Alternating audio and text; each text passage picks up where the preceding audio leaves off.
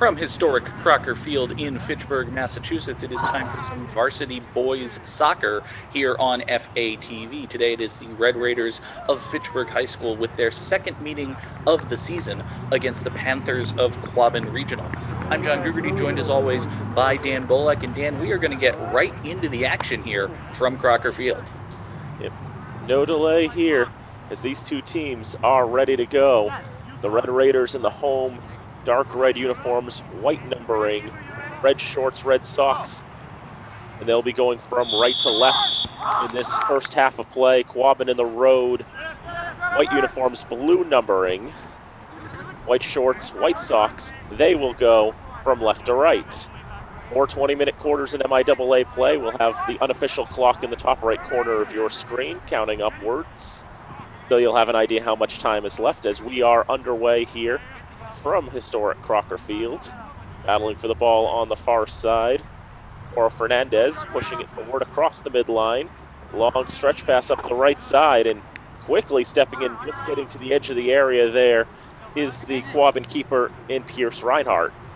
First time we've seen Reinhardt today, comes in with a 1.25 goals against average on the season. Quabbin has been absolutely dominant, Dan. They come into this game with a record of 5-0.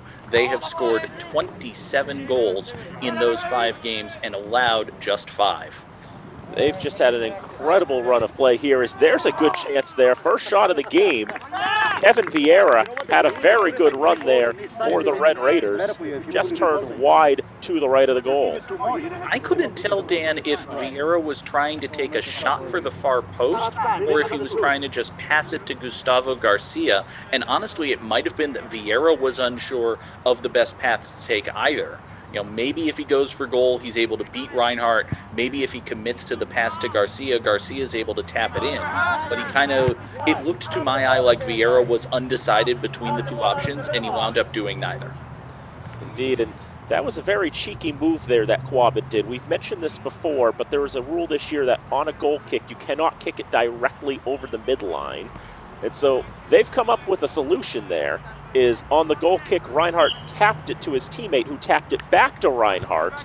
Suddenly it's no longer a goal kick, and now he's free to kick it over the midline. You introduce rules, you try to legislate the game. Smart coaches and dedicated players are going to find ways to do what they want while staying within the letter of the rule. At some point, maybe an official or the MIAA is going to say, come on, guys, you can't be doing that. But at a certain point, what are you going to do? Are you going to say no ball kicked by the goaltender can go past the midline no matter what? That's, they might be finding that a little bit too cheeky by Quabbin. But you're right, it is a good smart play because it gets the ball further upfield than, the letter of the law intends. Sometimes those good coaches will find loopholes and find ways to change things up there. I know in ice hockey, Roger Nielsen was just great at that, finding ways to game the system, find ways to find an advantage where the rule writers didn't think there would be any, and that's why he's in the Hall of Fame. We mentioned, Dan, that Quabbin is coming in with a record of 5-0. That includes a 5-2 victory over Fitchburg back on October the 8th. Fitchburg, on the other hand, is actually playing significantly better this season than they were last season. Last year, they finished overall with a record of 4-12-1. And this year, against what you would think is stiffer competition, a lot of the teams in their pod are coming from a couple of divisions up. Fitchburg has actually already matched their win total from last season. They come into this game with a record of 4-1. The only loss against them being that game against Quabbin earlier in the season. Indeed, John, and this Fitchburg team, they definitely look like this is one of their better sides in the last couple of years. And I know Quabbin, their head coach, Rick Linston, said to the Gardner News on Wednesday that this was probably the best team he has coached in his 10 years in charge of the Panthers squad, and of course a little disappointed at the circumstances. They don't have a chance to compete for an MIAA championship. They don't have a chance to compete for a Central Mass championship. All they can do here is play the best soccer that they can here in this pod. And, again, through 5 games, they are doing just that. We mentioned it already, but it's worth repeating. 27 goals for the Panthers in their first 5 games. They've only conceded 5. They have 2 shutouts already, beating Narragansett and Gardner. Their last game on Tuesday the 20th was a 5-0 victory over Gardner. Quabbin has just been absolutely dominant. They've already played and beaten every team in the pod once. They've beaten Gardner twice. They look to continue that here as the free kick goes over the Fitchburg net. It'll be a goal kick for the Red Raiders. Carter Prentice had the free kick there, the direct free kick allowing him to shoot for goal, but a bad misfire off the senior's foot. And we'll have the goal kick from Brian Vega Cabrera. He has a goals against of 2 this season, looking for his first clean sheet on the campaign. We got to see, go ahead, well, let's see. I was going to say, we got to see him in the last home game against Gardner, where he acquitted himself well, made several saves in that contest. That was a 2-1 victory for the Red Raiders. Fitchburg would go on to beat Narragansett and Oakmont. The Red Raiders have won 3 in a row after their defeat against Quabbin. Still early in the season, not quite at the halfway point in the triple round robin schedule. Yep, for these 2 teams, this will actually mark the halfway point at the conclusion of this game. They'll each have had 6 of their 12 matchups. Of course, it's the only time we'll be seeing Quabbin's boys team, as whistle blows here for an infraction, and Gustavo Garcia is not pleased. Not pleased is the least of it. Garcia is beside himself. Wonder if maybe he was offside there? It's possible. After all, offside is determined at the time of the kick, and obviously we can only see so far.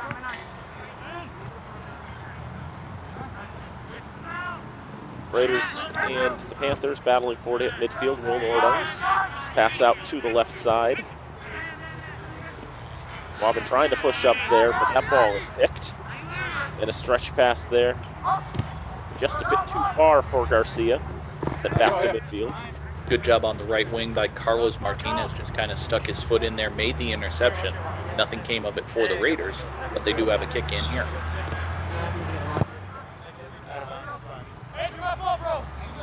And they were looking for Andrew Comisano on the left side and misfired a little bit on that. You could hear them say, "Andrew, my fault, bro."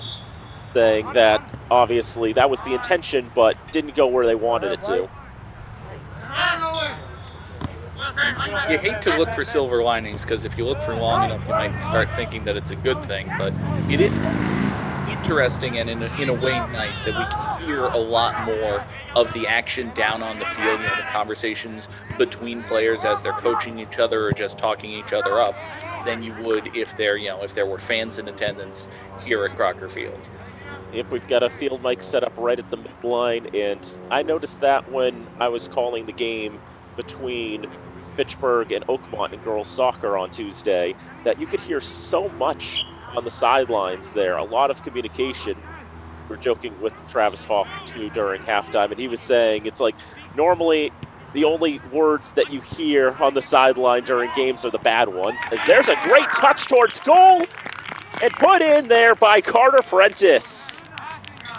That came seemingly out of nowhere. Brian Vega Cabrera just basically walked past the ball. Prentice had very little to do. Just like that, the Panthers are up 1-0. And we've already seen from the stats how dangerous this Quabbin team is, and they struck just like that. And surely some Pittsburgh fans let out some bad words there as they saw that develop that quickly. Well done by Quabbin to get the opening strike there.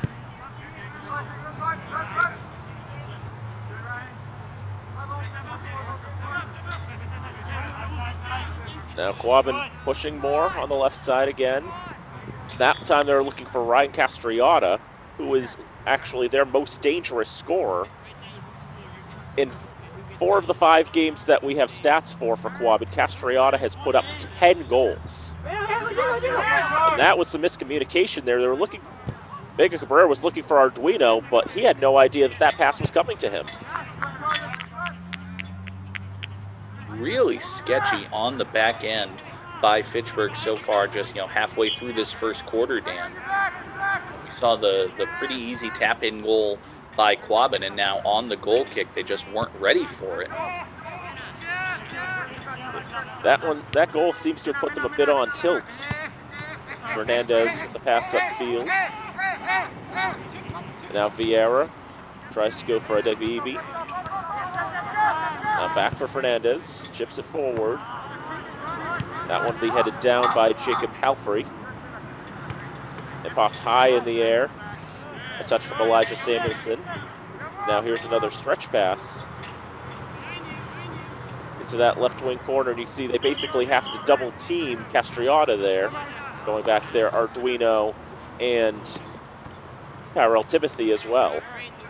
Castriota is a senior coming off a very injury-plagued 2019 season. We were talking about it just before the broadcast, Dan. He had a sports hernia that limited him, and he only scored 6 goals last season. Already, as you said, with at least 10 coming into this one.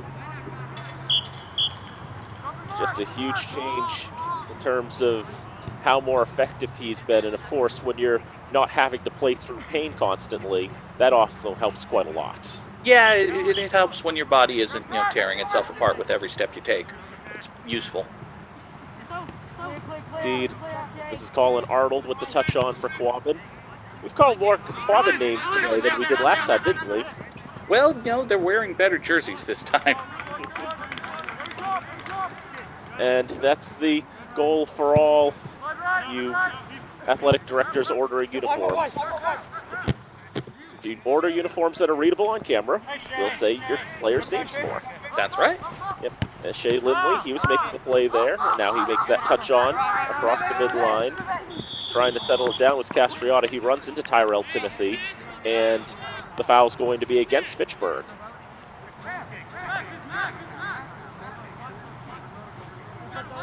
Officially 11 and a half minutes gone by here in the first quarter. Again, the official time is kept by the referees on the field. We've got a clock on screen to try to help you out, but again, if you see that go over and the play continue or something like that, just remember that they are keeping it down on the field. The scoreboard's at Crocker Field, unoperational, and the time that we have again is unofficial, but we're doing our best. Just doing what we can to try to bring you the best coverage we can, and obviously when the scoreboard isn't being used at Crocker for these games, then we have to do the best we can. While we're talking about doing the best we can, we do want to thank Fitchburg's got a run here. They do have a bit of a run going here as Garcia is able to settle it down in the left corner. Pass out looking for Vieira. Not a lot of pace on that. Intercepted at first. Vieira able to get it on the second touch. And Mauro Fernandez trying to keep it alive, but taken by Quabbin trying to feed Castriota. And now back to Vieira in the center circle. Another stretch pass, but to the top of the areas as far as they'll go. That Quabbin back line there to shut it down. And now another stretch pass. They're trying to hit those home run balls. And they've already made it work once today. No reason to believe they can't do it again. I do want to thank Matt Murdocca for the video production here. Matt did a very good job, you can already tell, running camera for this game. Our official crew list says that the halftime production is done by Steven Spielberg. So I think we can go ahead and thank Travis Falk for that one, Dan. I would hope so. Yeah, that sounds about right.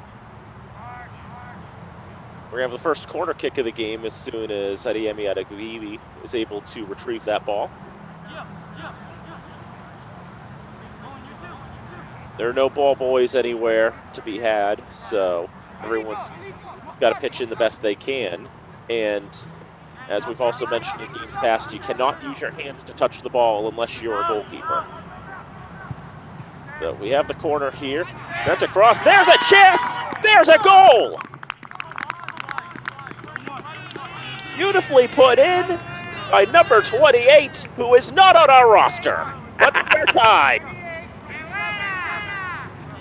Well, there are 2 Red Raiders who don't have numbers, so we can pretty confidently say that was either Owen Aguirre or Adrian Gomez putting that ball in. I can't believe, Dan, that it got that far to him. There were 4 or 5 players who had that ball within inches of their feet and just didn't make contact with it. It just squirts past everybody. It finds the best recipient of all, the one who will put it in the net, whoever he may be. He has tied this game at 1.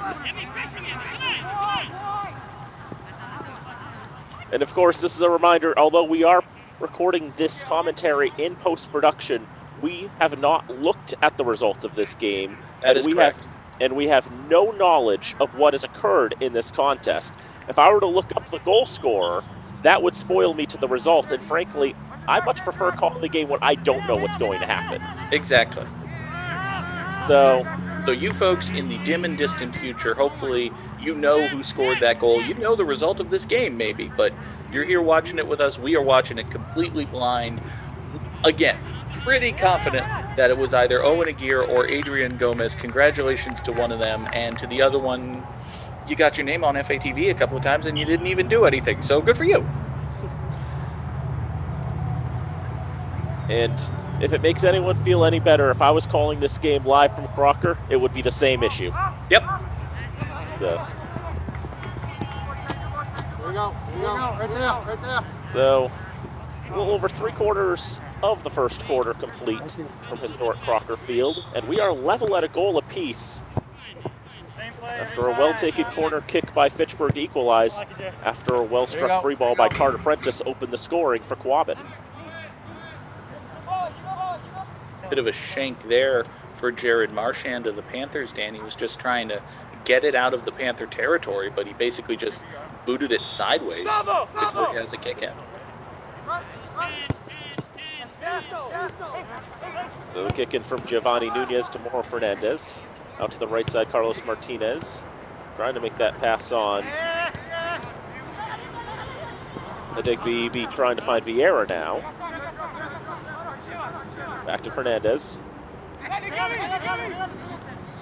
Now Vieira turns it towards the direction of goal, settled down by Garcia. He's looking for an opening to try to take a shot, but great relentless defense there by the Panthers. Now Kamasana trying to find Vieira.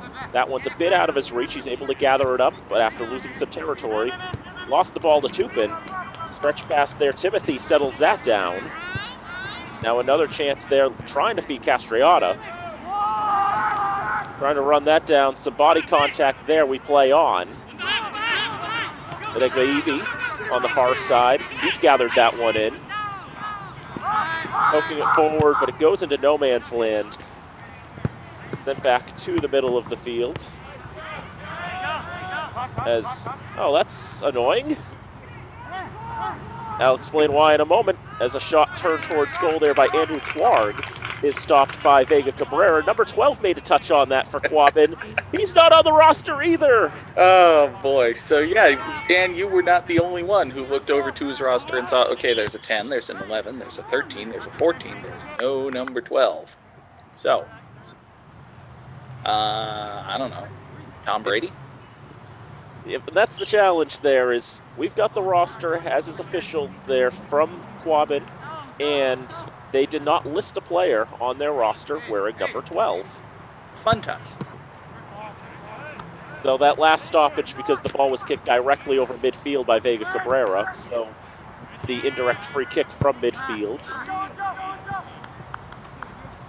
And as we've mentioned before, any stoppage that's due to the special COVID rules will result in an indirect free kick, in which the kicker cannot shoot directly for goal. He's got to touch somebody else first.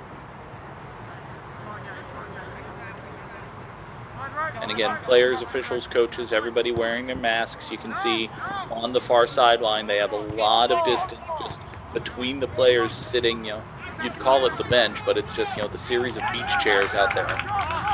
Everybody doing as much as they can to be as safe as they can while still getting these kids a season, which is the goal here. Indeed, and we've done our best to make sure we're broadcasting these games as safely as possible. I would say we are sufficiently socially distanced, and there's just a little bit more than 6 feet between us at the moment. The scale There's so many fun units of measurement you could use for scale, coming up with outlandish numbers to tell you how far apart we are. We are the driving distance between West Springfield and Fitchburg apart. And I think as the crow flies, I want to say I've measured this before. It's maybe about 60 miles. That sounds right. Fun research project for another time. That one fired towards goal, hauled in there by Vega Cabrera. There's no road that goes straight there because, giant body of water, so. Yep, and what is that body of water called? That is the Quabbin Reservoir as we return to the game. How about that? We made it work. We're approaching the final seconds of this first quarter of play.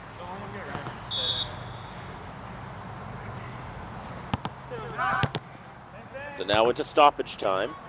I have a few extra seconds since we had 2 goals. The old rule of thumb is 30 seconds of stoppage time for each goal.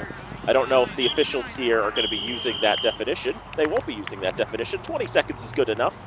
As the whistle blows for 1 quarter time, here from historic Crocker Field, the score is Quabbin 1 and Fitchburg 1.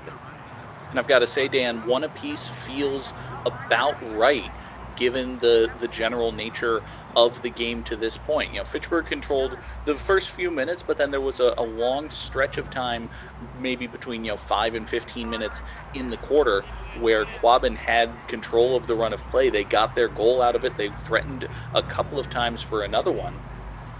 But really, this Fitchburg offense came roaring right back. They got the goal off of the corner kick, but they have also had a number of other opportunities. I'm going to go out on a limb and say this game is not going to end 1-1. There is going to be a lot more scoring to come here in the next 60 minutes of action. Oh, yes. I've absolutely loved the action that we've seen here in this first quarter of play. Shots were 6-2 in favor of Quabbin. Shots on target were 5-1.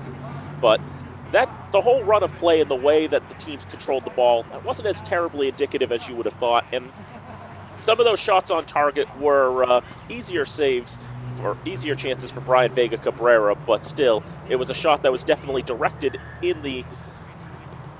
towards the goal, and Vega Cabrera had to go out and make the save regardless. So this will give him the shots on goal, and that's why I've got 5 for him right now. 1-1 through 1 quarter of play. Fitchburg doing well to hang with them. Look back, as we mentioned, that last game between these two teams on the 8th. Quabbin with that 5-2 win. Castriota had a hat trick. Alex Balzor-Rivera and Kellen Mahoney each scored for the Panthers as well. Adeyemi Adegbiyi and Gustavo Garcia had the goals for Fitchburg. So as we get ready to start this second quarter of play, John Gugerty, you're going to have the play-by-play. That sounds like fun. We are here again, folks, at historic Crocker Field in Fitchburg. John Gugerty here with you alongside Dan Bolak, bringing you coverage from the future of the October 22nd, 2020 matchup between the Red Raiders of Fitchburg High School and the Panthers of Quabbin Regional. Fitchburg, as you can see, in the all-red jerseys and shorts with the white letters and numbers. Quabbin, by contrast, goes with white on white. They have blue numbers. Definitely an uptick from the gold numbers we saw their girls team have. I've always found it interesting that when you have a boys soccer team and a girls soccer team, there seems to be this unwritten rule that they have to have completely different looking jerseys. I mean, I can understand it. It makes it that much less likely that, one number 2 gets traded for another number 2, and suddenly you've got, a guy trying to squeeze into a very tight jersey and a girl absolutely swimming in one. So I can understand the visual difference there. I can't understand why the girls' team went with gold numbers on white, but, I guess there are a limited number of options in the portfolio. Blue and gold are the primary colors for Quabbin, so they figured, I guess, blue numbers for the boys and then the other color numbers for the girls, which were gold, and just use a different font. You can understand the thought process as long as nobody considered that they would ever be on video, ever. Raiders trying to push up field here. Handled by Adegbiyi. He goes down, and there will be a foul called.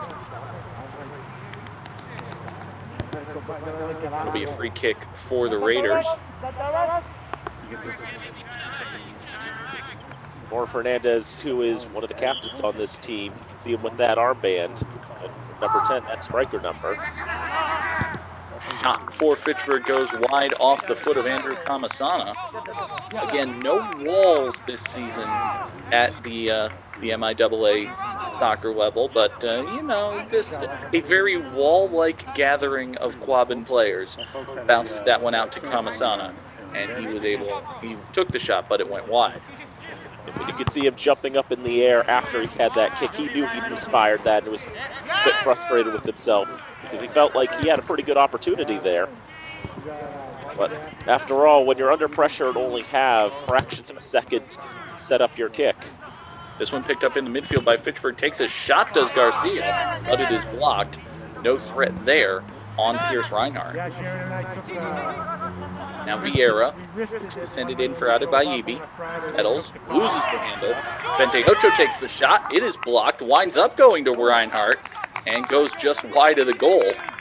It beat Pierce Reinhardt, but fortunately for the Panthers, it also beat the near post, excuse me. That should be a goal kick for Quabbin. You like that there, Dan? The Venteocho call instead of just, it's either Aguirre or Gomez. That is definitely something like that is, I think, what we were going to have to do. Reinhardt just boots this one well over the midline and off the head of Mauro Fernandez. That's a couple of different things you're really not supposed to be doing in 2020, guys. Yep, it'd be infractions on both sides, but obviously the goal kick infraction over the midline happened before the header. Thus Fernandez was basically just standing there, and I'm not going to say the ball just hit his head because he did lean into it a little bit, but the goal kick was the impetus for that, so it wound up being a free kick for the Raiders. Just about 3 minutes gone by here in the second quarter, 1-1. Here at historic Crocker Field in downtown Fitchburg on a absolutely beautiful fall day. Dan, we were talking with Jared Roberts at FATV yesterday morning about just how beautiful it is in Fitchburg this time of year, and it is absolutely gorgeous. You can see the foliage there out off to the far side. That's New England for you at this time of year. So beautiful, and also to see the historic Crocker Field it's lined for soccer. It's definitely a different look in this year of 2020. No football grid lines to be seen. But the soccer purists out there will love the idea that they get to see soccer without those grid lines, as Kamasana's going to have a chance here. Great opportunity for Kamasana if he can get the shot off. It's blocked, still in play. Reinhardt dives and picks it up, no whistle. A lot of incidental contact there. Kamasana went backside over Tea Kettle. Reinhardt controls the ball, tosses it in. Fitchburg has really controlled the pace of play here in the first few moments of this second quarter.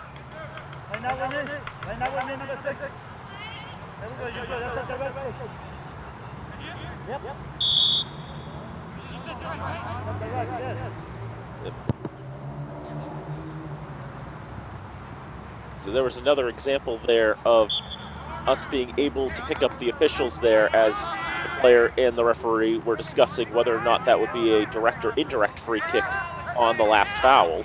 Because there was contact, it's just a matter of how much contact was there. Is it an old school foul or was it a 2020 foul? Right.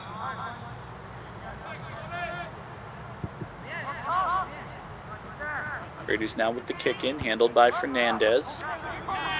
Send it out back to Tyrell Timothy. Over to Carlos Martinez, but picked off by Quabbin. Balzora Rivera has it. Cleared out by the Raiders. They'll get it back over the midline. And Quabbin will send it right back the other way.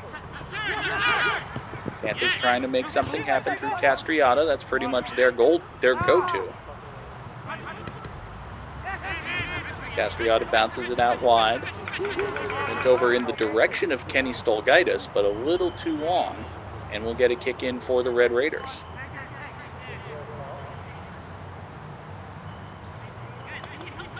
Last few minutes, it's been a little more Fitchburg in control here, especially at the start of this second quarter. The Red Raiders have definitely had some opportunities, and they've been able to push downfield, get some chances. Obviously, still haven't been able to get a shot on target in this quarter, but neither has Quabbin. Handball there. Ball just ran into the arm of Kenny Stolgaitis. It'll be a free kick for the Raiders. Hernandez just boots it over the midline. Quabbin boots it right back, and hey, it'll be a kick in. Excuse me, that's Carlos Martinez, not Mauro Fernandez, taking the free kick and now the kick in.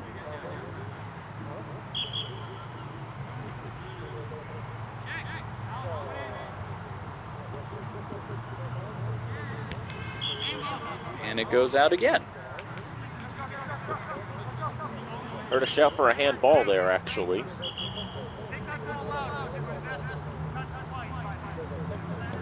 And you can hear the official saying that that ball was touched by human hands and thus must be eliminated. That ball will not be allowed to return to play until it is properly sanitized.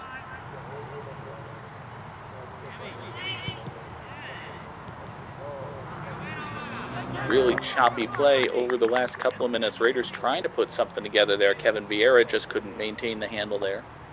Quabbin will take over once again. They'll get a kick in. As we approach the end of the 8th minute unofficially here in the second quarter. Again, 4 20-minute quarters this season.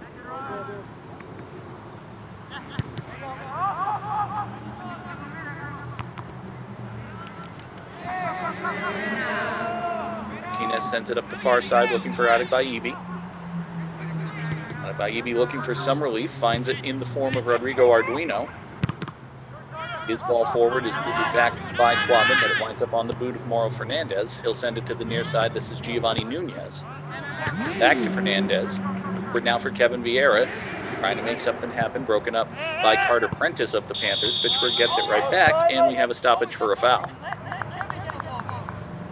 I believe it was the anonymous Mr. 28 who went down. That'll be a free kick for the Raiders, I believe.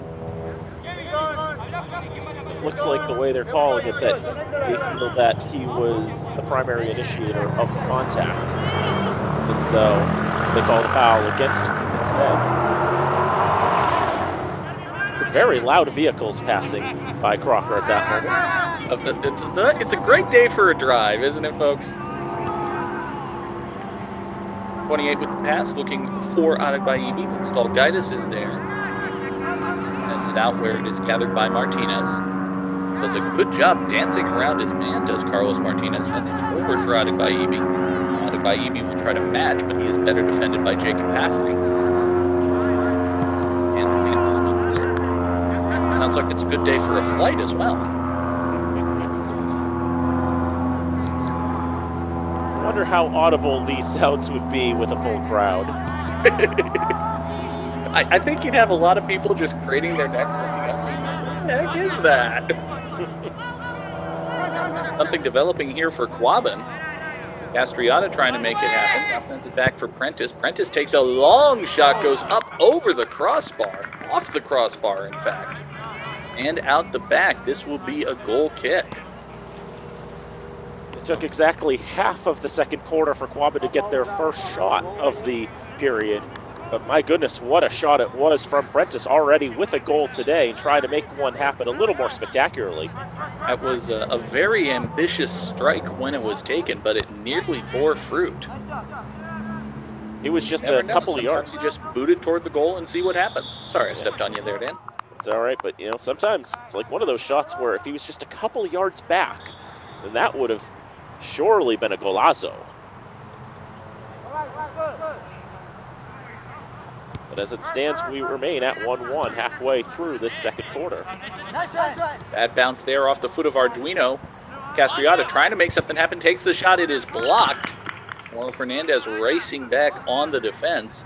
Blocks the shot, does concede a corner kick. But given the options and the positioning, I think Fitchburg will take it. Castriata had himself a breakaway. do what you need to do there. And I know I saw this in the girls' soccer game. Sometimes you have some of the bench players work as surrogate ball boys there. As you can see, Beckett Scott brought that ball to the near side corner.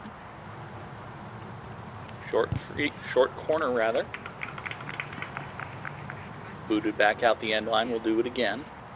This is Will Orden and Kellen Mahoney, I believe. Actually, no, excuse me. It's Orden and the mysterious numero 12.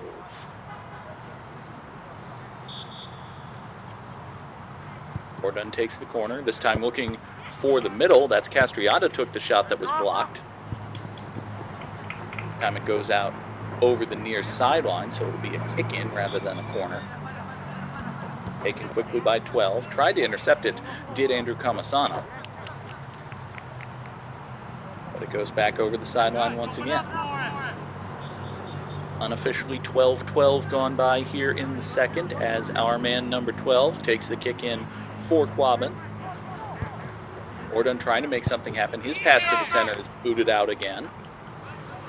Fitchburg defenders more than happy to just boot it out, kill some time, make Quabbin set up again. Make them go through the process until something happens. But yeah, it's just a lot of repetition there. Quabbin kicks it in, Fitchburg shuts it down, boots it back out of bounds, but this time the ball finally makes its way out of the immediate vicinity of the area, but now back in. Caffrey sent it in, probably looking for Castriata again. He's been the real linchpin of the offense for Quabbin. We mentioned him coming into this game with 10 goals in the 4 games for which we have record, after only scoring 6 last season. This pass for him is just a little bit long, goes over the end line, and it'll be a goal kick to the Red Raiders. And even if it's not Castriata doing damage, they've got 8 different players who've scored goals this season. Prentice getting at least his 4th of the campaign in the first quarter. Venteocho sends it back to Timothy. Pushed up to Agbaibi by Martinez. Now back to Timothy. Sends it over to Garcia, who pushes it forward to 28. Up, maybe looking for Agbaibi, excuse me, but that was a little bit long for him. Chris Reinhardt came out of goal with a sliding grab. Nice boot there by Colin Arnold, leapingly gathered by Castriata. Nothing to do there. You can see the players there hesitating. They want to head the ball, but they know they can't.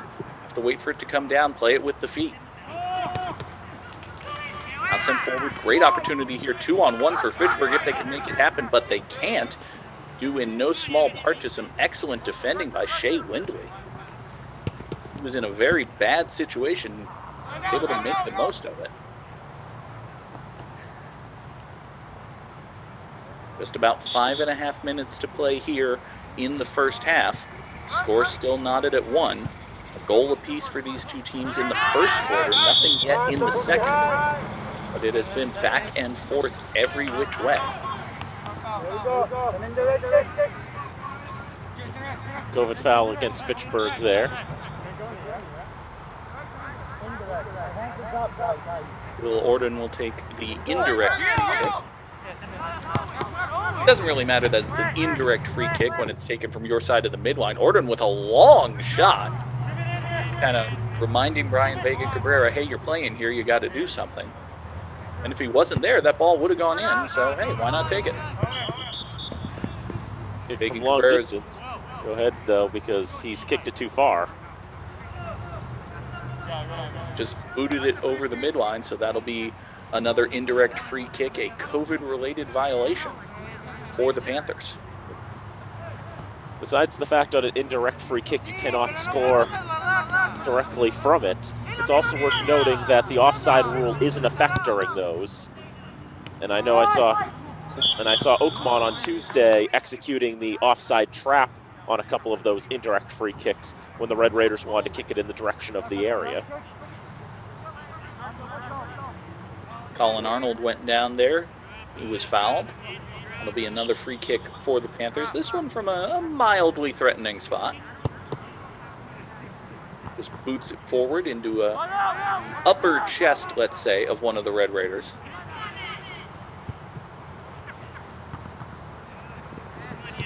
Quabbin now trying to maintain possession rather. Players head into the sunlight, and it becomes that much more difficult to see exactly who it is that has the ball. This is Vieira for Fitchburg. He finds Adeyemi Adegbaibi.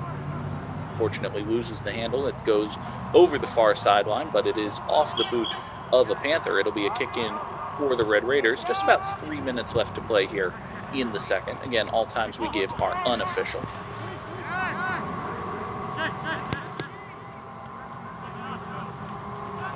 Quabbin with control just around the midfield circle as they try to make something happen. Saw one of the Panthers there calling for handball off of Adegbaibi, was not given. Ultimately goes out of play off the foot of Andrew Tuareg for Fitchburg.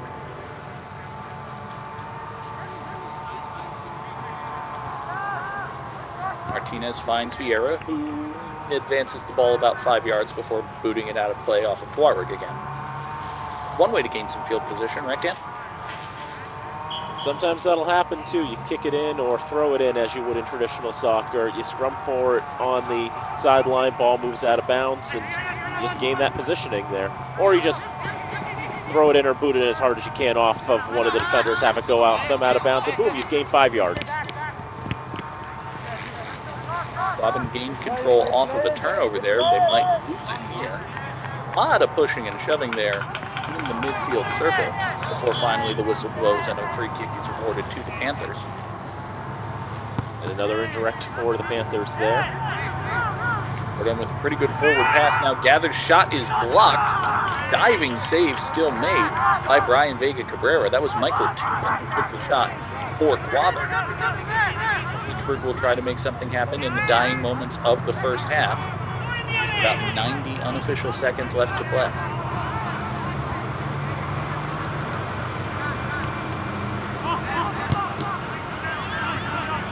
Quabbin with control at midfield. They hand it right back to the Raiders. Both teams upping the tempo. They know how much time is left, or at least they might not know exactly how much, but they know it's not a lot. Castriata trying to make something happen on the far sideline. Gets a kick in for his efforts. Sent forward by Ordon. A little bit too far forward. Gathered in for Fitchburg by Rodrigo Arduino. Now over the end line. Obviously both teams indicating that it was off of the other one. And the officials decide that it was off of a Panther. So we'll get a goal kick to Fitchburg here as we enter the final minute of play.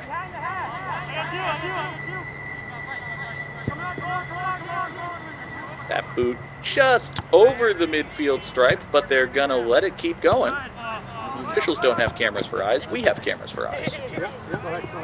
There may also be a couple of instances where the official may choose not to blow the whistle if they think that it would disadvantage the other team. They may have thought that because Quabbin was able to pull in that kick, that maybe it would have been to their benefit to that play keep going. Long shot attempt there. I believe that was off the boot of Arduino.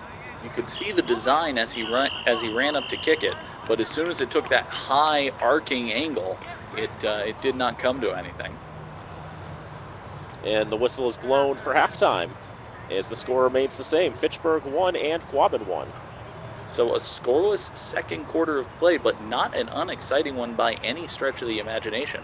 This has been a very good, very tight game, Dan. Not at all like the 5-2 drubbing back a few weeks ago on October the 8th.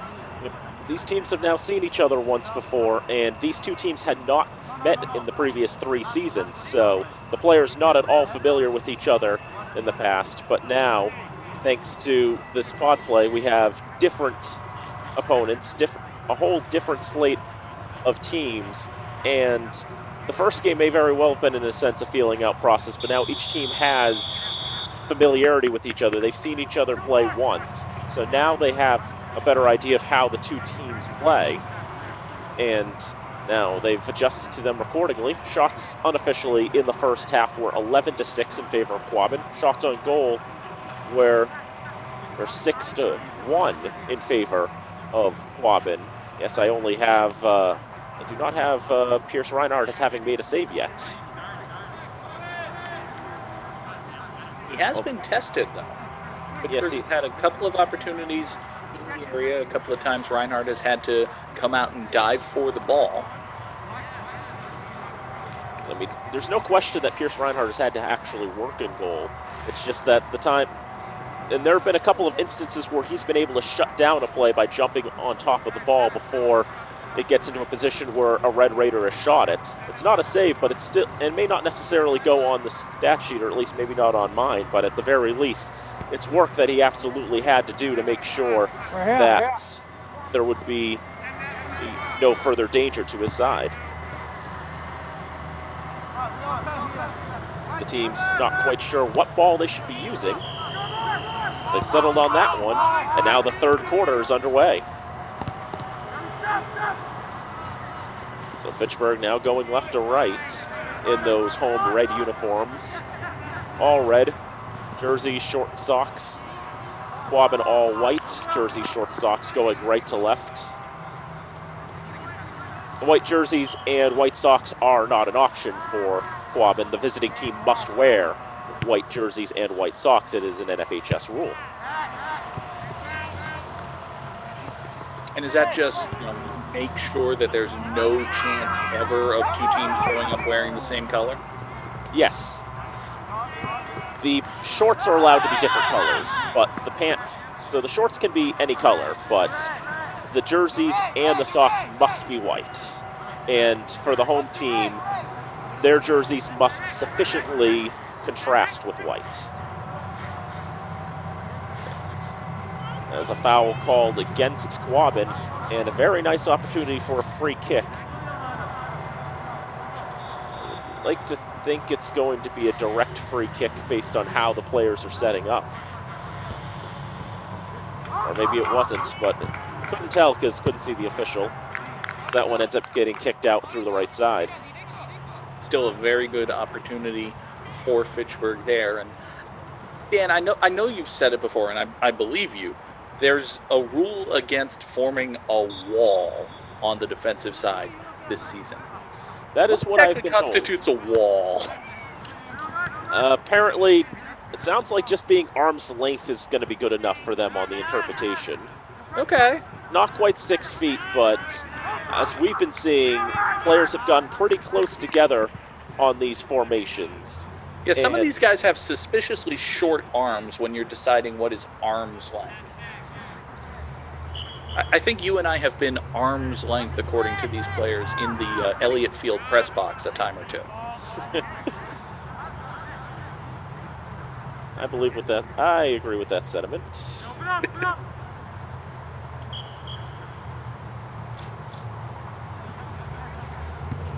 third minute of the third quarter, 1-1 the score. Goals coming back in the first quarter. Carter Prentice in the 9th minute for Quabbin. And 5 minutes later, a goal for Fitchburg. And there's a great shot there from Adeyemi Adegbiibi. But Prince Reinhardt ready to pull that one, and that's the first save of the contest for him. Adegbiibi did a great job bringing that pass in, controlling it with his chest, and then a beautiful touch. Just a fantastic, well-struck shot. Unfortunately for him, it was right straight at Pierce Reinhardt. But still a really good job by him. Probably the best scoring opportunity Fitchburg has had since their goal. Adegbiibi's already beaten Reinhardt once this season. He's also got a goal against Gardner that we got to see here on FATV. And it was on, if I recall, a through ball in which he had a break in all the time in the world to shoot. So here's Ryan Castriot up the right side, and he turns it towards goal and scores! Castriota makes it look so easy. Brian Vega Cabrera came out, just tried to play the ball, but Castriota just turned around, threaded it beautifully between Vega Cabrera and the near post. Not much Vega Cabrera could do about that. Just like that, Ryan Castriota has given the Panthers a 2-1 lead. They're right back on the attack. Vega Cabrera just trying to challenge there and cut down the angle as best he could, but Castriota got it off first. Ordung goes down in the area looking for a penalty, but none will be given. Kamasana for Fernandez. A give and go.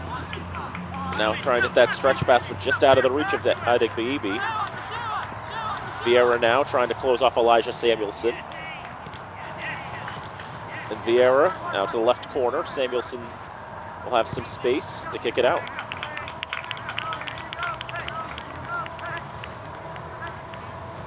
It's a difficult situation for Kevin Vieira there. He's, you can see he's surrendering a good bit of height to Elijah Samuelson. Samuelson just able to better position himself and ultimately win the kick in for the Panthers.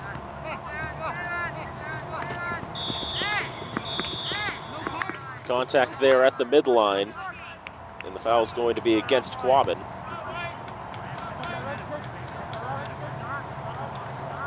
Looks like that's Rodrigo Arduino, one of the captains for the Raiders. Got knocked down, a little bit slow getting up, but he seems to be all right.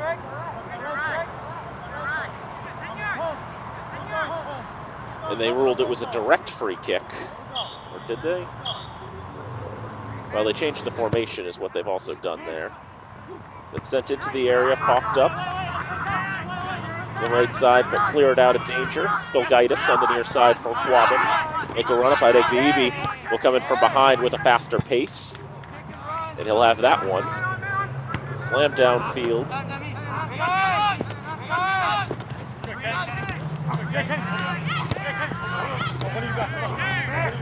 Adegbiibi doing a good job just playing defense from the forward position. Behind some of those players, winning the ball. Fernandez and Belzor Rivera getting tangled up there. As now Garcia tries to settle. Some contact there from Stolgaitis. Jalfrey's there as well. And the cross ends up going off the foot of a Panther and straight out of bounds. It's Colin Arnold back there. And the Red Raiders are going to have their second corner of the day. And we all know what happened on that first corner. Red Raiders will try to duplicate the feat. Garcia. It's across, a well-taken one, but sounds like one of the Red Raiders was offside, and that's a rule change this year on the corners, is because they're being scored as indirect free kicks. The offside rule is in effect. Ball came to Kamasana, but you were right, Dan, the whistle had blown. So even if that kick had been true, it would not have counted. Kamasana battling with his counterpart in number 2 there in Elijah Samuelson. They battle for the ball.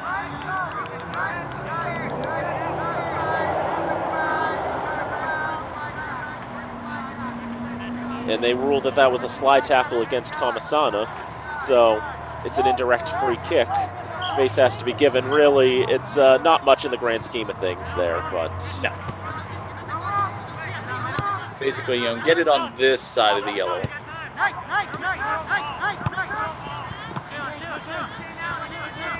Garcia battling with Belzor Rivera. It's out to the far side, Kamasana. Out to midfield, Giovanni Nunez. Kamasana again for Vieira. Vieira trying to keep his run on here. And body checked out of bounds, essentially. Yeah, that was a very hockey-like play. Now Andrew Kamasana goes down just on the inside corner of the penalty area.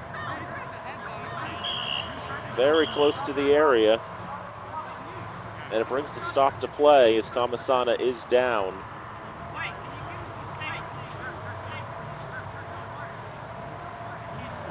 See him there holding his head.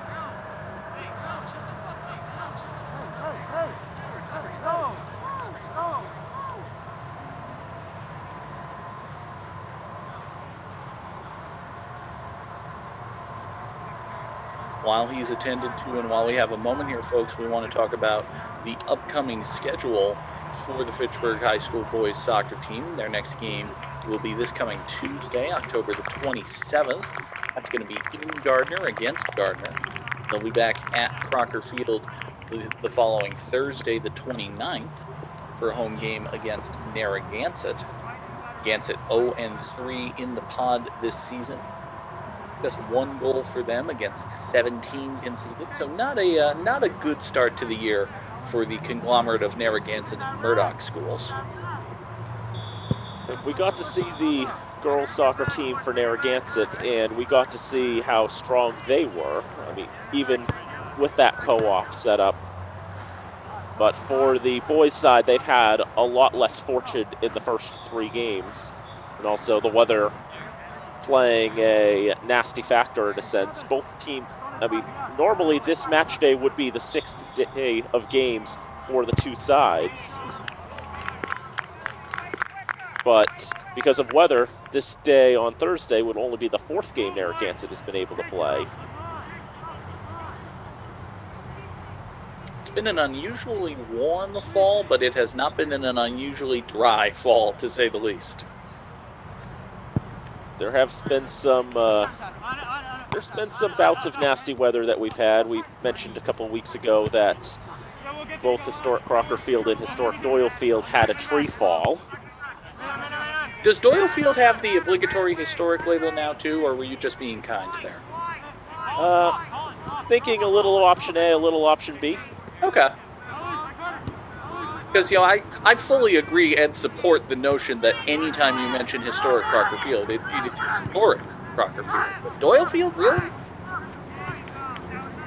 It's been around for maybe not quite as long, but still fairly long. I mean, predates the Second World War. Okay, that's fair. Is there a word that means, almost historic, quasi-historic, sentimental Doyle Field, maybe? Relevant Doyle Field? Oh, here's a great chance for Castriano. 1-on-1, goalie to beat, and he cannot beat Vega Cabrera. He comes out and makes the save with the foot. It's a fantastic job by Vega Cabrera. Dan, you're a goaltender. You know when it's 1-on-1, when the defender when the attacker has only you to beat, that's a terrifying moment for a goalie, even more so at soccer level. And that's just a great, great, great job by Vega Cabrera. By all rights, Quabbin should have had a 3rd goal there. Absolutely. After the turnover, you've got the best scorer on your team with only the keeper to beat, and you feel like that should be your 3rd goal right there. But Vega Cabrera able to run up there, challenge, and win the ball. Let's see, win the joust. And it keeps it at 2-1. And Vega Cabrera, he's got, by my count, 6 saves today. Having another solid day in goal. Maybe the 2 goals against, well, it's even to his goals against total on the season. The Red Raiders have conceded 10 goals from 5 games, so he's right on the average. So not a chance to improve it today, but still, if we were tracking save percentage, to have a chance to improve that, I imagine. Absolutely. So Reinhardt, you can see he's got that orange kid on there. No number on the back. They do have another keeper on the roster, Andrew Lundberg, but based on everything we've been led to believe, we have to believe Reinhardt, who's been the starting keeper since his freshman season, is the one in goal for this team. In fact, on the Quabbin online roster on the Midwash website, he's just listed as GK, not a number, although on the MIAA roster, they gave him number 1. It's just semantics at that point, but I have to imagine they consider him to be the primary keeper, and so he gets that goalkeeper title. It's always fun with you don't want to throw an entire level or conference under the bus or anything, but we've got guys with no numbers, we've got numbers with no guys. You'd think you could piece this together here, but admittingly, it is a new experience to see us broadcasting these games as Vega Cabrera juggles the direct free kick a little bit, but he's able to pull that one in, keep it away from danger.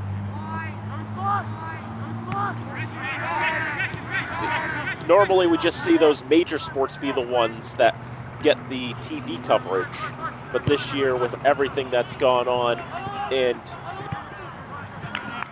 Well, as there was a chance there, kicked out by Marchand. Should be a corner for the Red Raiders, I believe. But yes, we haven't really had the opportunity to bring boys and girls soccer or field hockey to the airwaves. And I know we've mentioned other local access stations and other communities have also been broadcasting these games. And normally there's just, we don't see it that often, but this year it's a whole different atmosphere with capacity limitations and the interest of safety for family members who might not have the opportunity to come to these games, that we're able to broadcast these games to you all. And like I said, it's a bit different also for us, who you primarily hear us calling football or basketball or ice hockey, but now we're calling soccer and field hockey. And it's a new experience for both of us, well, to an extent. I mean, It's a little more new for me than it is for you. I mean, there's a reason you've been doing the bulk of the play-by-play work. Since I did have 6 years of calling soccer and field hockey for Fitchburg State. So But they yes, are. Your main point is really well taken, Dan. Obviously, we're not going to lie about it because it's true. We are covering boys and girls soccer and field hockey this year in part because they're not playing football. And if they were playing football, it might be a different calculation. And part of that is just every production that FATV undertakes, we want to do to the best of our ability, and that involves, especially at, in a typical season, let's say, a game like this, you're going to send out the truck, which means you need to have at least 2 staff members there. You need to have at least 3 or 4 volunteers, and sometimes you just don't have the manpower, you don't have the resources, and certain decisions have to be made. But in a situation like this where actually... Oh my goodness, that's a goal for Fitchburg! Well taken by Moro Fernandez, feeds it in through the players, forming that pseudo wall, and Gustavo Garcia is able to get the finish for the Red Raiders to equalize. In the 56th minute, it's 2-2. Gustavo Garcia timed it beautifully. The pass was right there, right on his foot. One tap and in. Very, very little that Pierce Reinhardt could do about that. Fitchburg has leveled this game at 2. So I guess we're the victims of bad timing on that one, but... A little bit. For Quabbin, that matches the highest number of goals they've conceded this season. Fitchburg put 2 on them back on October the 8th, and Oakmont did it as well on October 17th. But for a team that has dominated their opposition this season, this is a very tight game. It also leads us to add for Quabbin, their lowest number of goals scored in a game is 3, which they did against Gardner. That was a 3-1 victory. And in all of their games, they've won by at least 2 goals. So the statistical narrative would tell you that there's more goals to be had for the Panthers. But right now, the Red Raiders doing very well to stick with them.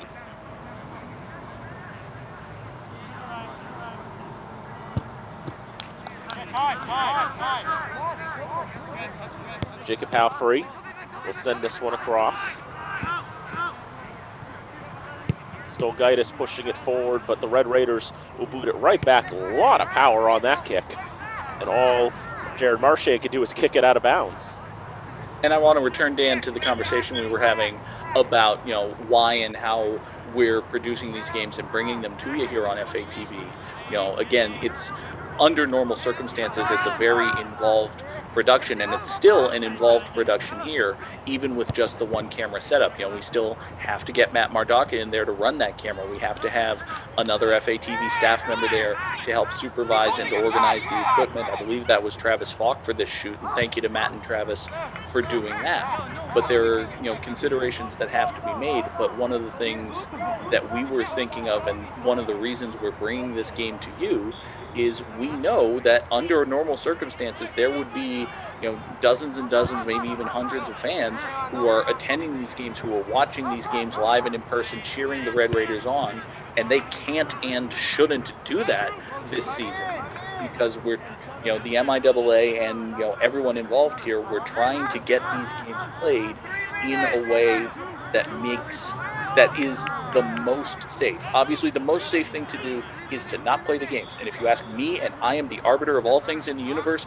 I shrug my shoulders and say, sorry, we're not playing games. But that wasn't the decision that was made. They're playing the games, and there's an argument to be made that that's the correct thing to do. But again, there's no fans in attendance. There shouldn't be. So there's a lot of people with an interest in this game who want to watch the games. And that's why we're here. We are Fitchburg Access Television. We are here to give Fitchburg access to the events that are happening in and around the city. So, we've kind of harped on the point, and maybe we should shut up about it, but it is the overarching narrative. You cannot talk about anything in 2020 without talking about the thing that is happening in 2020. Shot there is well defended by Brian Vega Cabrera. We'll gather that ball up and take a breather as we approach the end of the third quarter. But to kind of briefly wrap up the point and then hopefully stop harping on it for a game or two. We want to bring these games to you in a way that involves as little danger to the staff and volunteers of FATV and to the folks on the field as we can. So, again, we don't have any contact with anybody down there playing the games. We don't talk with any of the officials or anything like that beforehand.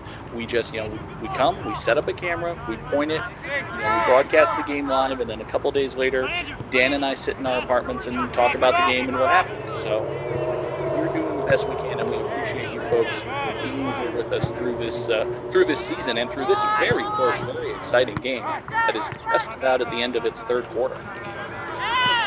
Plenty of stoppage time there. I think the injury to Kamasana, we've seen him back on the field, so he is okay. I think that injury to Kamasana led to the stoppage time that we're seeing here. As Adegibi on the right side turns that towards goal, but it'll be an easy pickup for Pierce Reinhardt. It'll just settle that one down for one of his defenders. That'll be booted downfield.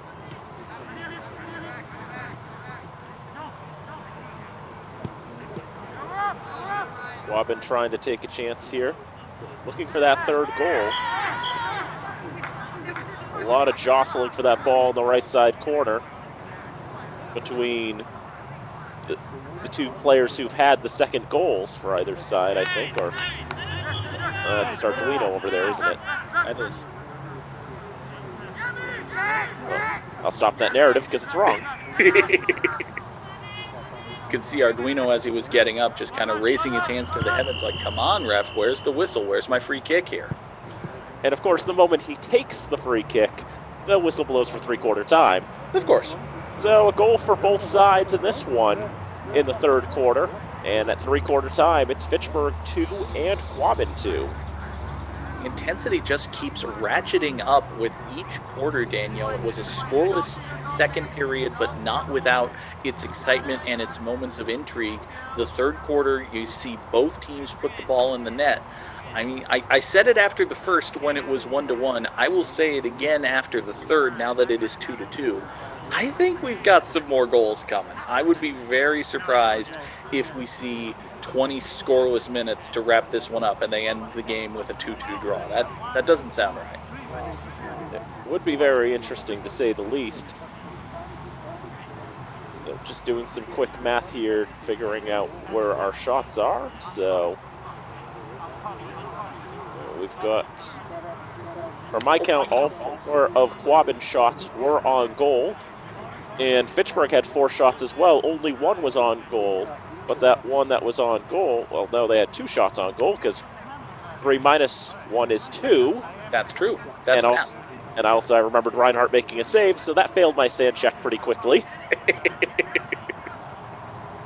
But yes, the shots through at three-quarter time, it's 15-10 in favor of Quabbin. Shots on goal are 10-3 in favor of Quabbin.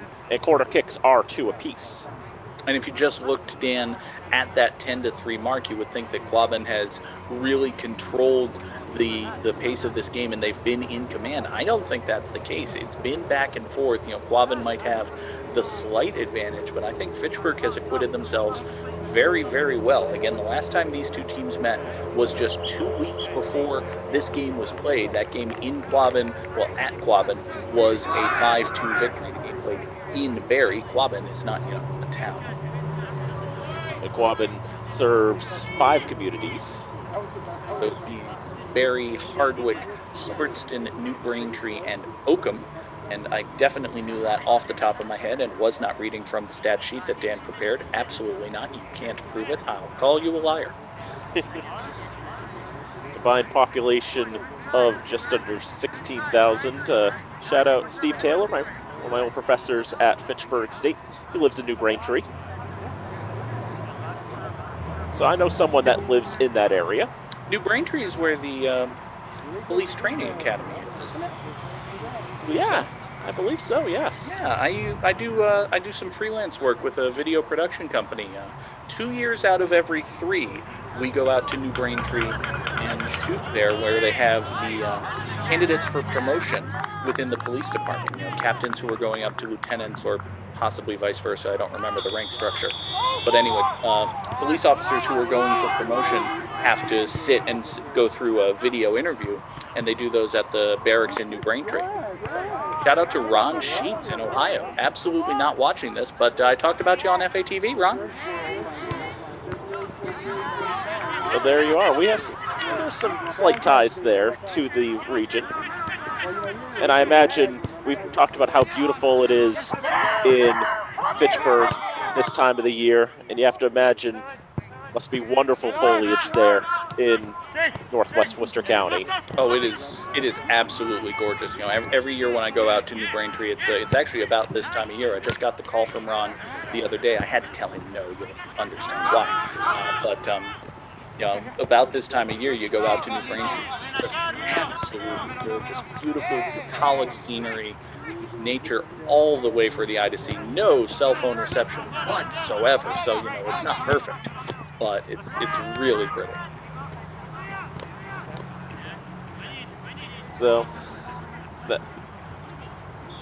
there are discussions about the Quabbin district is offside against the Red Raiders. Looked like Comisano was just a bit ahead of that Quabbin line at the time of the kick. That'll result in a free kick for the Panthers. Gabe Noel will bring it to the spot of the infraction. Take his time. He's one of 11 seniors on this Quabbin roster. It's a very upperclassman-heavy squad. 11 seniors, 6 juniors, 2 sophomores, no one below that.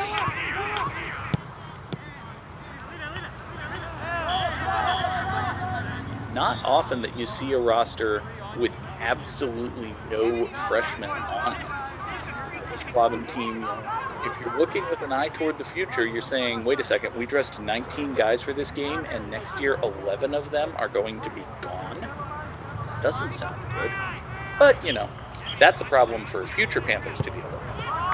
Kevin Vieira trying to take the shot there on the indirect after the touch, but that was a bad misfire. As will happen from time to time. Now, I believe the way our schedule is structured, at some point, I think maybe in a couple weeks, I think we'll be seeing Murdoch's field hockey team. And if you thought a lack of underclassmen was an issue, oh boy, when you see Murdoch's roster, it is so they got a waiver to get some younger players onto the squad to fill it out, and they are using it to the fullest. So it's the Murdoch Middle School field hockey team for all intents and purposes? That's what it feels like. Of their 15 players, 5 of them are high schoolers. Okay. They have 2 6th graders on their roster. Are they good? The team as a whole, no. Are they good for 6th graders? Those players, they could be. Okay. And hey, if they've got the opportunity to play 7 years of varsity sport, that's interesting. There you go. It looks good on a resume, if nothing else. Although, someone else could look at it and say, wait a second, you were in high school for 7 years. This doesn't matter. It's just the sign of the times. But Murdoch, as we mentioned, able to field a field hockey team this year, but with that waiver, had to co-op with Narragansett for boys and girls soccer because the numbers just weren't there, even with dipping into the middle school. It's just something to think about in a couple weeks' time, as we are in the 65th minute here between Fitchburg and Quabbin, tied at 2 goals for each side in the first quarter, goals for each side in the third quarter. If you go by that pattern, we won't have any more goals, but that seems to go against what we think is going to happen in regards to the pace of play. But here's Vieira with the intercept. Turns that to the left side. He was looking for someone to come there, probably Kamasana, but that was not where it needed to be. Gallardo now pass back. Defender kicks it forward for Couldn't tell if that Castriota. was a pass for Kamasana or just a misstruck shot by Vieira. Certainly lined up as though he was going to shoot it, but wound up going closer to Kamasana than the net. There's some contact there between Jared Marsh and Emor Fernandez. Fernandez wanted a whistle, but they say play on. Now, that's some danger there as Castriota intercepts it off the feet of Vega Cabrera, and just a slight touch to find his second goal of the game. That time, Dan, I think if Brian Vega Cabrera had it to do over again, he would stay back. He came up very far out of his net, very aggressively trying to play that ball and get it away from Castriota. But Castriota had time to read the situation and see the aggression with which Vega Cabrera was approaching him. And he just, sidestepped him, took a little bit of a touch, basically passed that ball into the back of the net. It's his second goal, third of the game for the Panthers, puts them on top 3-2. And now Fitchburg's on the back foot with about 14 minutes left to play in this one. That was the challenge there, just a misread in terms of how much time they really had. And Castriota, such a talented player, that's all he had to do to put that one in the back of the net. And how agonizing it must have been for the Red Raiders to watch that ball slowly rolling into the net. There's nothing that could be done as Castriota is fouled there. Taken down by Moro Fernandez, a little bit of 10-on-10 violence, and that'll result in a yellow card for Fernandez. First part of the game, I believe. It's the first week and first we've seen. It doesn't look like we've seen anything else that would be justifiable of a card.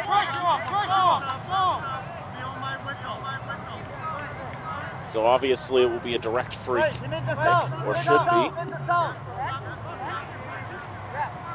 As substitutions are being made, I did look up the rule last week on substitutions. Turns out they are unlimited. Neat.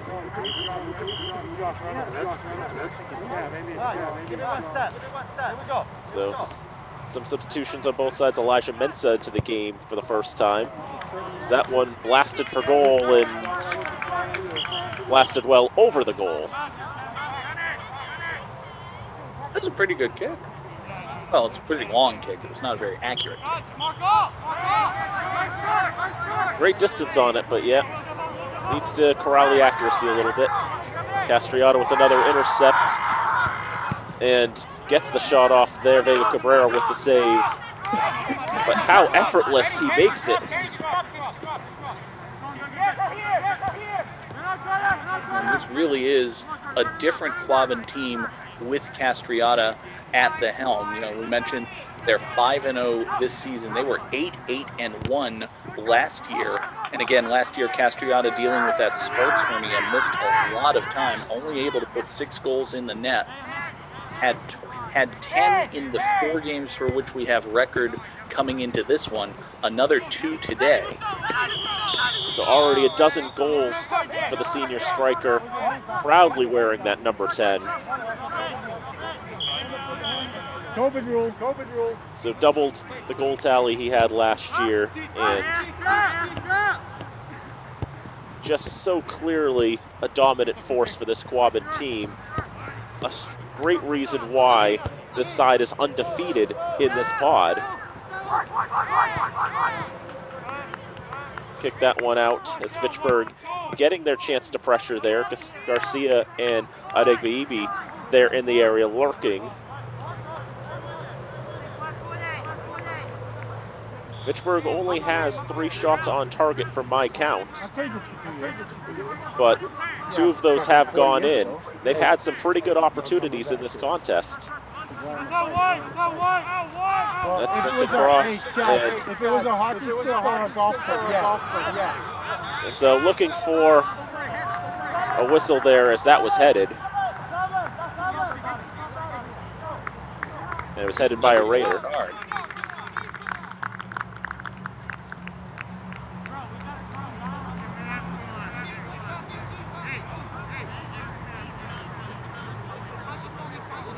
We want to guess that was on Adegbeibi?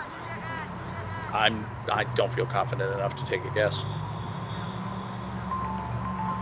Yeah, I don't really either, but obviously, yes, a yellow card given their second one in this fourth quarter. About 10 minutes to go in regulation. And Quabbin with that 3-2 lead. Fitchburg has been able to respond in kind to the first and second goals that Quabbin put in. The question is, can they respond to this third one? And one of the things we've noticed is that with each quarter, the intensity goes up another notch just in terms of how the game is played, but that also carries over to, maybe a little bit of emotion, maybe a little bit of tempers flaring here between the two teams. Already, 70 minutes played, 10 more to go. Been a very close, very tight game thus far. Quabbin with the advantage and looking to expand it. Timothy goes to ground there. The rule contact pushed him down there, and so the foul paid. Rodrigo Arduino telling Ryan Castriota, you got to give me more space than that. Now Timothy will try to boot it downfield. Ends up hitting Castriota instead. Not nearly the territory Fitchburg thought they'd be gaining on that kick.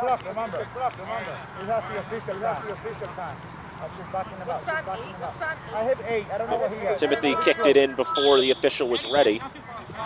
Got to wait for the whistle. That one put a cross into no man's land for a moment, but Vega Cabrera able to beat the mysterious number 12 to the ball. Just watching Timothy there, Dan, he's not moving terribly quickly here. He's got basically one hand on his left hip. It might be worth, we'll have to keep an eye on him, see if he maybe comes out for a breather or a rest. As I mentioned, we've played more than 70 minutes already. Tyrell Timothy feeling the fatigue, but I'm sure he's not the only one.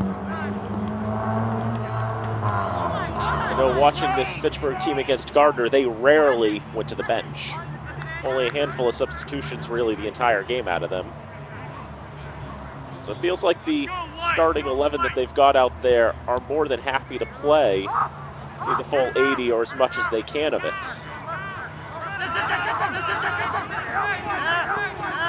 So although they have a rather large roster to pull from, they do at least have the luxury of having players who are well acquitted to playing for long stretches of time.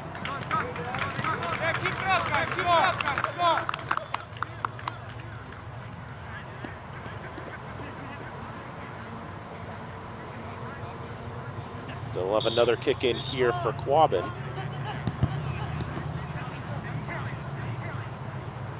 And a little territory lost there as it pinballs back.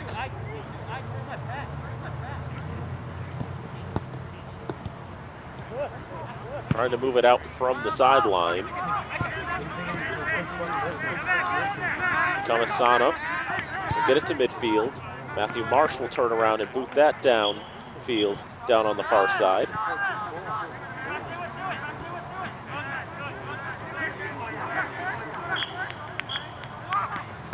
The ball will now make its way out of bounds a little farther downfield. Fitchburg gaining that territory.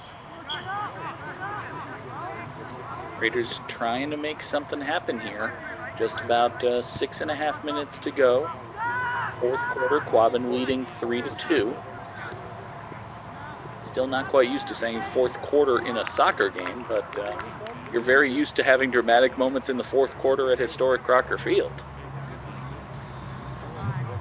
At least it's fitting for the circumstances as Fernandez gets it in now. Vieira turning that towards goal, and there's another one of those chances that you think, oh, there would have totally been a header there if it were legal.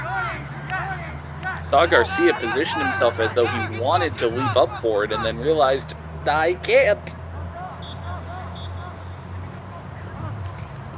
Impermissible in this year.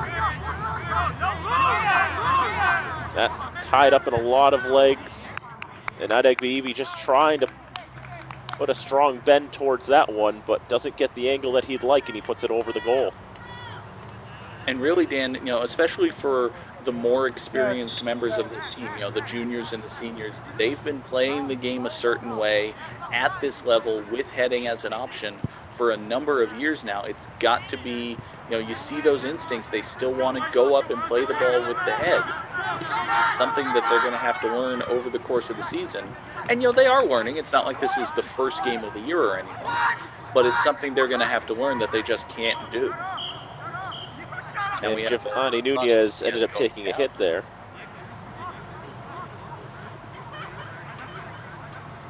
I did not see what it was that caused him to go to ground, Dan. I saw him play the ball away, and then I turned my head, looked back, and he was already down. It was a challenge for that ball. Might have taken a shot up high. I didn't get the greatest look of it, but I know it is Giovanni Nunez who's on the turf there. He's helped up there by Fernandez.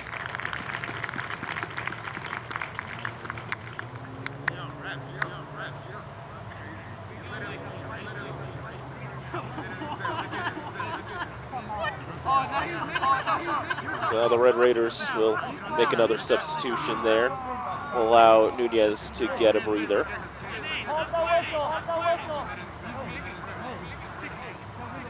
Get any medical attention that he may require.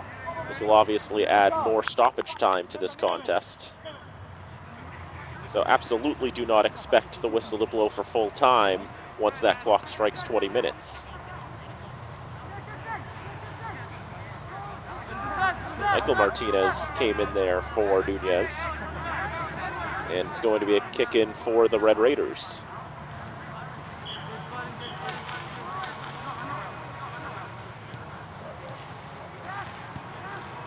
Amasana trying to send that ball up the near side, have it dance on that sideline.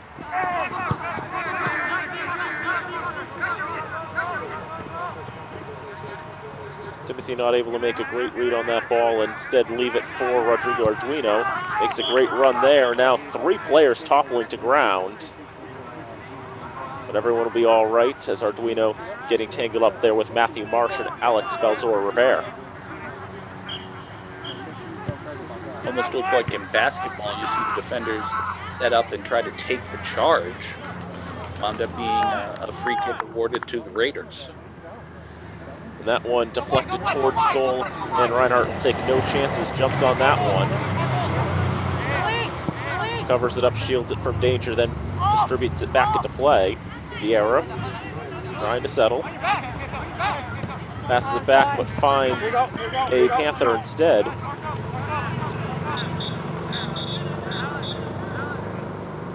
Something I've noticed a lot of, Dan, over the course of this game is Fitchburg's passes coming up just a little bit short. They try to make these cute little touch passes, and the ball winds up just a little bit short. I wonder if, and this is just pure speculation on my part, I wonder if maybe the grass at Crocker Field is a little bit longer than the grass at the field where they practice. If they don't practice at Crocker, maybe passes that they're used to completing are just coming up a little bit short.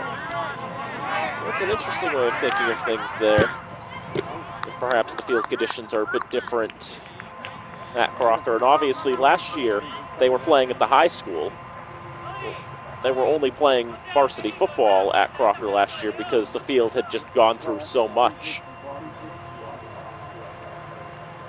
from a turf maintenance standpoint, I imagine a season with no football is a welcome sight for the grass and the dirt at Crocker Field, if nothing else. At the very least, especially for that middle section of the field, I remember for Thanksgiving there was a very noticeable scar down the middle. We've seen that a number of times. You get late in the season. It gets to be late October, maybe early November, and you're still playing football at Crocker Field. The middle of that field is there's not much grass there. When you're setting that ball up to kick off, you're putting the tee basically on dirt as opposed to on grass. Garcia double teamed and shut up there. Ordung booting it up in the air. Michael Martinez settling it down. Stretch pass will find its way out of bounds. And the last touch to Quabbin. A kick in for Fitchburg. With time running down here, not going to be too many opportunities left. You mentioned, Dan, there will certainly be some stoppage time, but we don't know how much. Pittsburgh not exactly playing with the intensity of a team that only has 30 seconds on the clock. Don't know quite how much they have. That's one of the intricacies of soccer. Once it gets into stoppage time, it's just keep the pace of play up, keep trying to make opportunities happen. You never know which one is going to be your last. Quabbin trying to make a run, looking for a fourth goal. They're able to turn one towards goal. Vega Cabrera gets his hands up and knocks that down.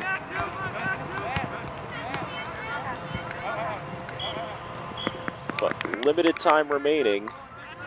That foul goes against Fitchburg, and that'll kill even more precious seconds. Just heard it there, 90 seconds left for one of the officials on the field. So the clock shows 20:30. When it gets to 22, that's about it. Good on the referees for communicating how much time is left, and now if Fitchburg wasn't playing with frantic energy, they now know they must. Vieira trying to push that through. Thought I could hear a couple players yell, kick it, kick it. Saying, you got to try to shoot for goal there if you can. Trying to thread the needle and get it to Adeyemi Adegbaibi. Couldn't get through the two Panther defenders, wound up falling into the arms of Pierce Reinhardt. And Reinhardt, to kill more time, puts the ball down, because there's only a finite limit to how long you can hold the ball if you're a keeper. Puts the ball down, moves it to his right, and then kicks it downfield. And now we see Mauro Fernandez is down and hurt. Fernandez took a very hard fall there. He was making an aggressive challenge, trying to win the ball from Will Ordun, went leaping into the air. Ordun basically just sidestepped him. I don't think Ordun did anything wrong there, so much as Fernandez just fell to the ground with a thud. Fortunately for him, he was able to get right back up, and he will continue to play these final few seconds.